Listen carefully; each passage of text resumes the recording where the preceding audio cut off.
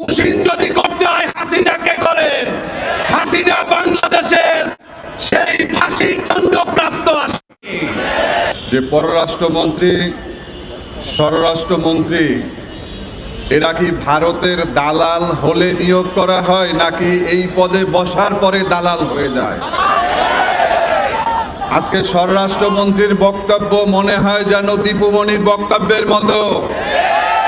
আজকে পররাষ্ট্রমন্ত্রীর বক্তব্য মনে হয় যেন হাসান মাহমুদের মতো।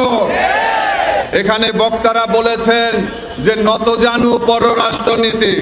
আরে যে কূটনীতিককে নিয়োগ করেছে তিনিই তো একজন রাজনীতিবিদ, তিনি তো কোনো কূটনীতিক নন। তার কাছ থেকে কূটনীতি কি আশা করবেন? তিনি বাংলাদেশে এসেছেন বিজেপি এবং বিএনপির সাথে সম্পর্ক করে খুনি হাসিনাকে প্রধানমন্ত্রী হিসাবে নিয়ে আসার জন্য। তাদেরকে বলতে চাই, বাঘের লেজ দিয়ে কান চুলকাবেন না। এই দেশ শেরে বাংলার দেশ, এই দেশ শাহজালালের দেশ। এই দেশে হিন্দুত্ববাদী আগ্রাসন আমরা মেনে নেব না।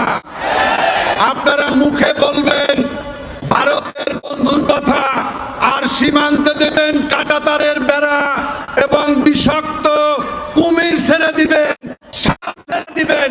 তা তো হতে পারে না বন্ধুরা। আজকে পুশিং যদি করতেই হয় শুভেন্দু অধিকারীকে পুশিং করেন। শুভেন্দু অধিকারী স্বঘোষিত বাংলাদেশী। পুশিং যদি করতে হয় হাসিনাকে করেন। হাসিনা বাংলাদেশের সেই ফাঁসির দণ্ডপ্রাপ্ত আসামি। আপনাদের সবাইকে ধন্যবাদ। ভারতের সকল আগ্রাসনের বিরুদ্ধে আজ থেকে আমরা রাজপথে নেমেছি। আমরা ভারতীয় আগ্রাসন মোকাবেলা করেই ঘরে ফিরবো ইনশাআল্লাহ।